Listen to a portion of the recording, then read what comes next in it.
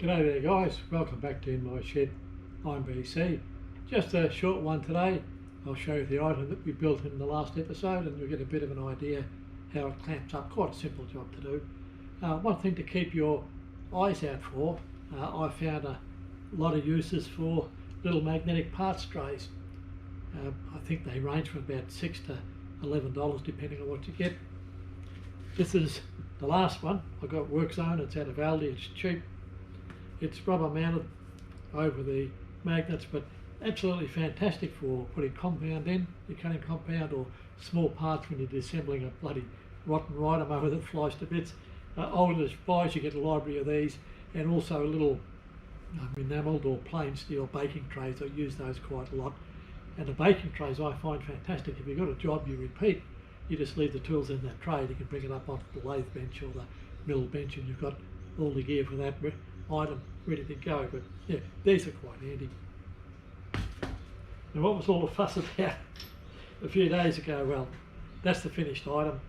It's got a 5/8 clamping bolt goes through the middle of it. That's the flange, the tapered flange that goes up into the bottom of the main body of the tool post grinder. That's the top hat section and the clamping bolt. And all in all, that's a fairly simple clamping arrangement. Took me a bit to make. Got my confidence back on parting using a simple little high-speed steel tool to break the ice with me. So that's the work done. And while I was parting, I thought I'd give a shout out for an Australian-made product. That's the one I use. It's heavy-duty Tap-Tech metal working fluid by Royal Lubricants. I also use their hydraulic oil, and the hydraulic oil from memory is about $40 for a 5 litre, or pro rata for a 200. But this product is, I find to be an extremely good cutting compound, and you can really tell how good a compound is when you're parting or when you're tapping. You'll hear that raunching sort of sound, and if you've got a good lubricant, it gets in there, forms a vapour thin film, and all the noise goes away. Well, that's a good fluid. And this particular product, I've decanted into this highly technical container, and you can see it's like a thick honey. So it's gooey enough to stick onto your cutting tool, but it's fluid enough for the excess to run off it. All I use is a little acid brush, like that stainless steel tube with a bit of fuzz in the end, and there's bugger all fuzz left, so I don't waste a lot of compound. I don't see any sense in lubricating the world or creating more of a piggy mess on your lathe than you have to. So that amount there will last me for a couple of months for the small amount of machining I do. And when I last had this product in my warehouse, I think it was about $78 plus GST for 5 litres. So it really is economic. They also have a water-soluble metal cutting oil, and once again I'll plug that. I'm making no money out of this. I only sold it as a basic fluid because most of my customers, either with a cold saw or a bandsaw, finished up putting all their soluble fluid all over the floor. But this particular product, their salt cut, works extremely well and doesn't stink, doesn't go off in the Queensland heat, which is fairly important with the oils. Okay, enough of that. I'll take that down, and what I'll be doing today is just cleaning the poor old lathe that's turned into a bit of a pig, and every now and again you have to do some maintenance. So, back soon.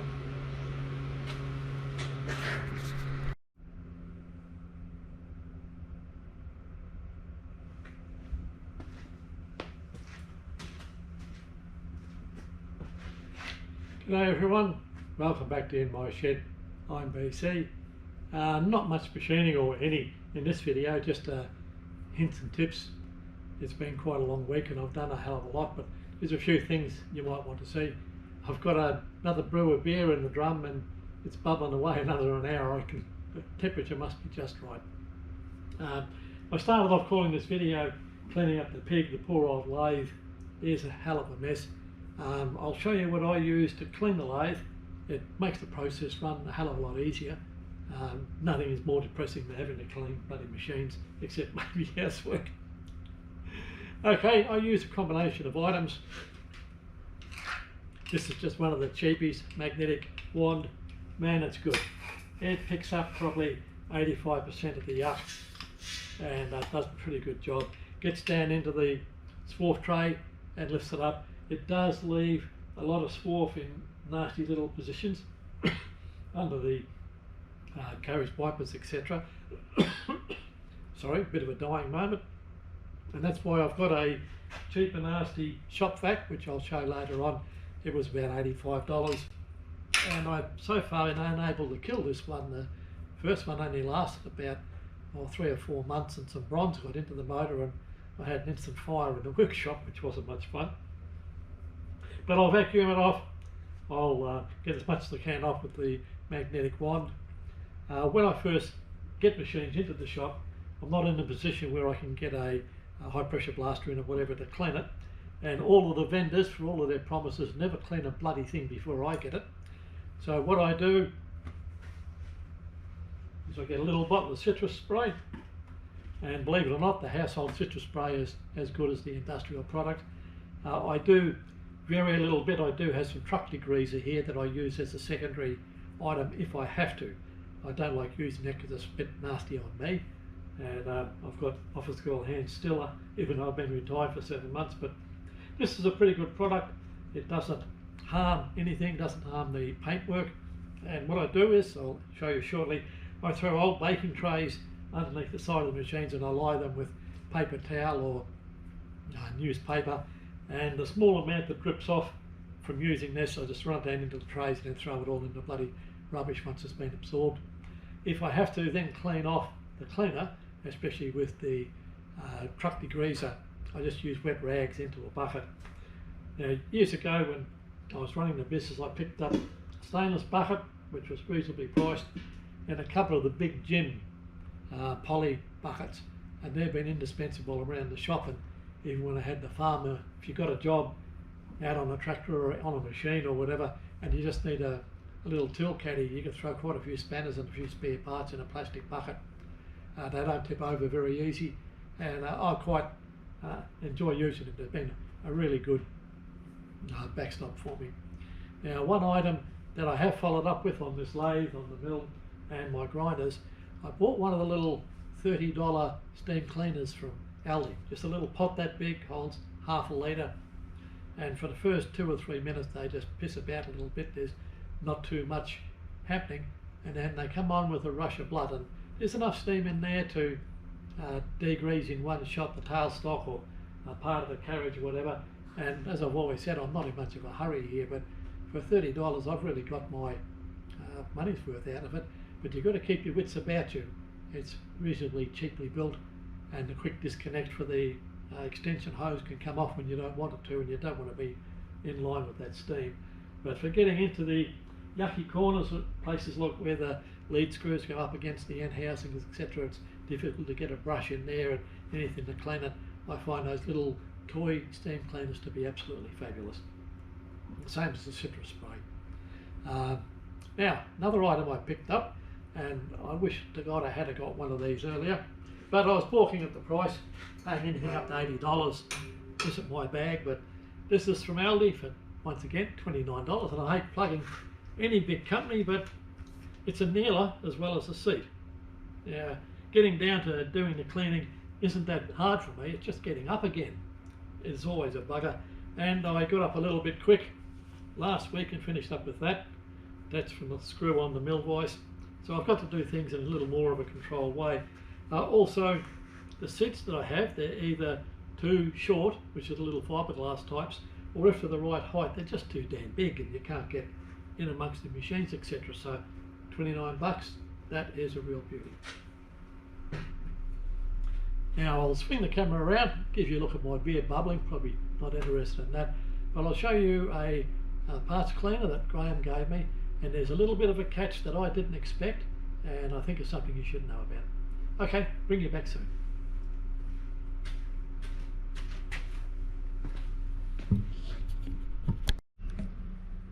Yep, that's one of the items that make owning a shed just that little bit more worthwhile. I've got a little bit of time on my hands. I like crafting my own beer, and the beer that I make for $1.35 or $1.40 a bottle, it's bloody nice beer. Don't mind it at all. Back again, guys. This is an old well-used parts cleaner given to me by a good mate Graham. He's rebuilt it, put a new hose on it for me and a new brush. Bit of a gift between mates. From experience working in workshops years ago, I don't like the heavy petrol type solvents. We used to use X100 or maybe double X100, can't remember exactly, but it was almost like a terps and it gets into your hands. Kerosene's another evil bloody product, does a good job of cleaning. So I thought I'd be a smart ass and buy some aqueous parts cleaning solution. And man, it works really well. That's the little brush that comes with it. If you don't put enough in the tank, it doesn't pump. I was swearing at the pump for a while, wondering if it was busted. Yes, they're quite a gentle brush. It does a good job. There's a screen down the bottom so your screws don't disappear down into the sump. But after only about 2 minutes, I thought, geez, my hands are all slimy again. This is supposed to be aqueous cleaner. And it is a water compatible cleaner, but when you have a read of what's in it off the bloody label on the side of it, it's got some horrible bloody chemicals, and it's got a warning: this product is very caustic, do not leave non-ferrous parts in there for extended periods. Phew. Luckily I had some of these in the old bloody PPE box, but yeah, a bit of a trap. I thought I was buying something that wasn't harmful. It isn't harmful to the parts unless they're non-ferrous and in there for a long time, but boy, it took me about a week to get skin back on my hands. Anyway, good cleaner. Glad I've got one. Everybody should have one in the shop.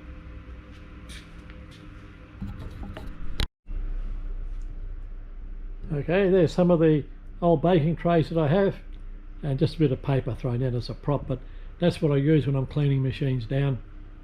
I just spray the citrus spray on, let it sit there for a while, wipe a bit off with paper towel or old newspaper, whatever I have, and then if I have to wash anything down, it just drops down into those trays. And you can see how clean the concrete is. I have not cleaned the concrete since I moved the machines in, and it's still in quite good condition. So if you're careful, you can get your machines not up and sparkling like new, but into really usable condition without making a great big piggy mess. Right, we'll come around once again. Garden seat from Aldi, that's going to save my back quite a bit. And there's the old plastic shop vac. I think they're still only about $85, and that particular one I've had for 8 or 9 years. The first one, as I said, lasted 3 months and a bit of bronze killed it, but that item has lasted quite well. I recommend them fully.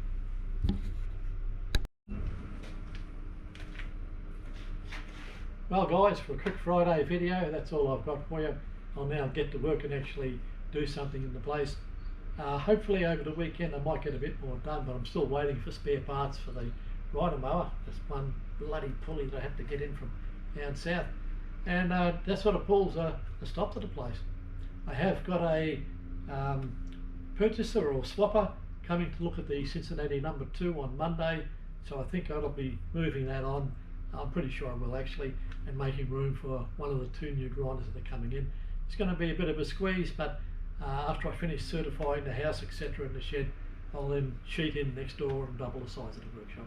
So please like and subscribe if you think I'm putting out good content, and see you in the next video.